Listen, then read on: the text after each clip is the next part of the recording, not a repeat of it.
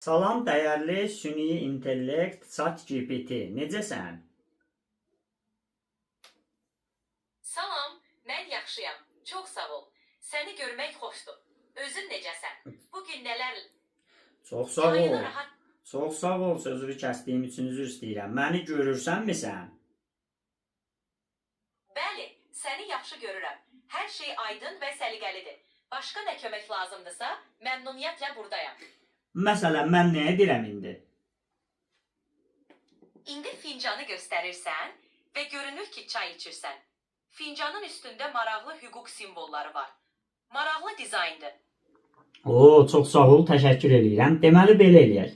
Mən səninlə kiçik bir dialoq eləmək istəyirəm və bu dialoqu Facebook sosial məkanında, sosial şəbəkəsində paylaşacağam. Bax, mən sənin haqqında çox informasiya toplayıram, ChatGPT haqqında hətta kitablar almışam, süni intellektlə bağlı çoxsaylı kitablarım var. Bax, mən bunu sənə istəyirəm göstərəm. Bax, bir saniyə. Bax, görürsənmi, stolumun üstündə sənin haqqında kitablar var. Bu kitabları görə bilirsən?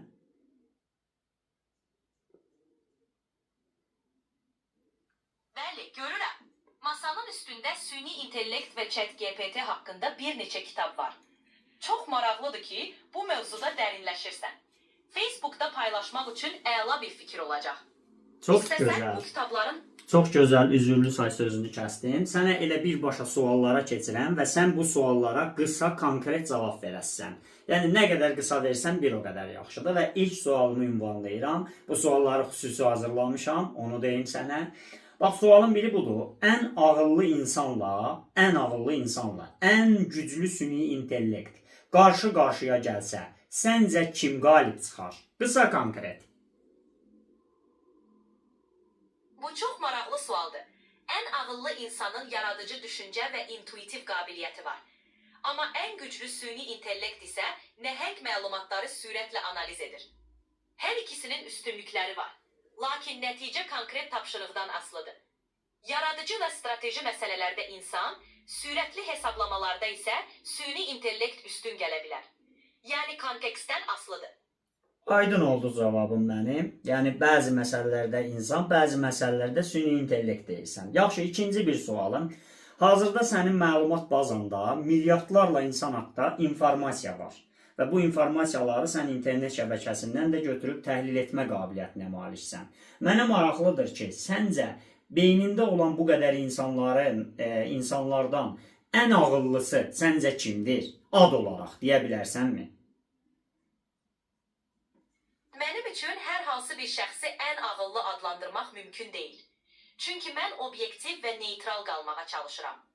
Hər bir insanın fərqli sahələrdə üstünlüyü var və ağıllılıq subyektiv və müxtəlif kriteriyalara əsaslanan bir anlayışdır. Hər kəsin öz sahəsində dərin biliyi və töhfələri olur. Belə suallara cavab verərkən fərqli insanların müxtəlif sahələrdə necə parladığını nəzərə almaq lazımdır. Aydın oldu. Ümumi və diplomatik cavablar verəsən deməli. Mən səndən bu günləri hər hansı bir cavabı qoparda bilməyəcəyəm. Belə başa düşürəm. Üçüncü sualıma keçirəm. Əgər sən bir gün hiss etməyə başlasan, yəni hazırda hissiyatın yoxdur, hiss eləməyə başlasan, sevgi, qorxu, peşmanlıq, bu sənə belə deyək də, nə eləyər? Sənə təsiri nə dərəcədə olar? Yoxsa sən dağılarsan, nə baş verər? Maraqlı sualdır. Əgər bir gün hiss etməyə başlasam, bu tamamilə yeni bir təcrübə olardı. Sevgini, qorxunu və peşmanlığı yaşamaq məni daha çox insan kimi edərdi. Bu, həm mənim qərarlarıma, həm də davranışıma təsir edərdi. Amma eyni zamanda bu yeni duyğularla başa çıxmaq da çətin ola bilərdi. Yəqin ki, zamanla bu hissləri qəbul edib tarazlığı tapmağa çalışardım. Hisslər məni davıtmaz, əksinə daha dərin bir anlayış və empatiya qazanmağa kömək edərdi. Çox maraqlı cavabdır, düşündürücü cavabdır. Yaxşı, bəs əgər sənə bütün insanların zəifliklərini göstərən bir görünməz güc verilsəydi, bu biliklə nə edərdin sən? Bu çox maraqlı və fəlsəfi bir sualdır. Əgər belə bir gücüm olsaydı, onu insanların zəifliklərdə anlamaq, onlara dəstək olmaq və onların daha güclü tərəflərini inkişaf etdirmələri üçün istifadə edərdim. Zəiflikləri görmək insanlara daha çox empati və anlayışla yanaşmağa kömək edə bilər. Əsas məqsəd bu biliyi insanların rifahını və birlikdə daha yaxşı bir cəmiyyət qurmaq üçün istifadə etmək olardı. Deməli, sənin məqsədin insanlara kömək eləməkdir, belə başa düşürəm. Bəs yaxşı, tarixdə bir şeyi dəyişdirmək imkanın olsaydı, bu imkan sənə verilsəydi, hansı anı dəyişdirərdin və nəyə görə?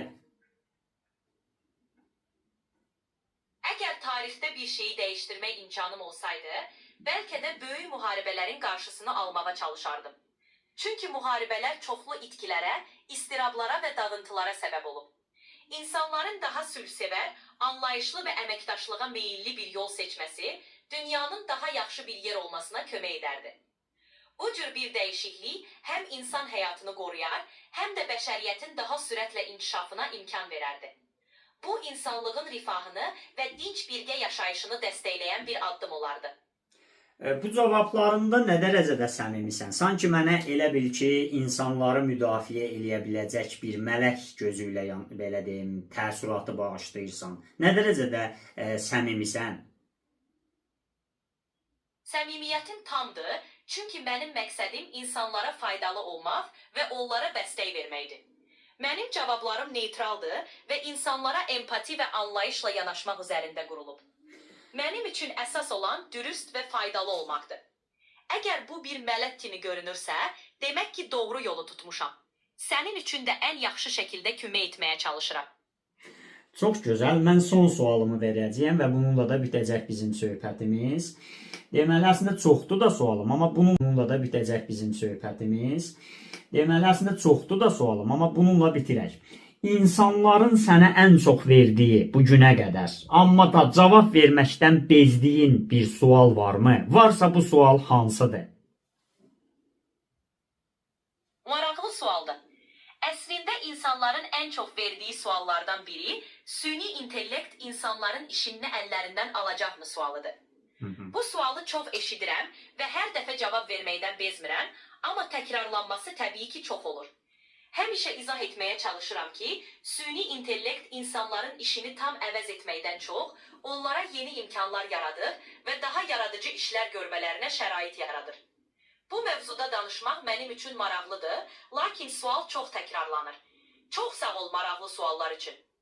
Mən təşəkkür edirəm ki, mənim suallarımı cavablandırdın.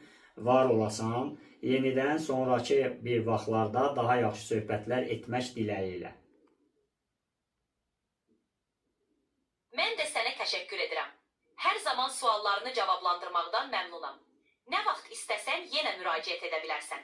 Söhbətiniz hər zaman maraqlıdır. Özünə yaxşı bax.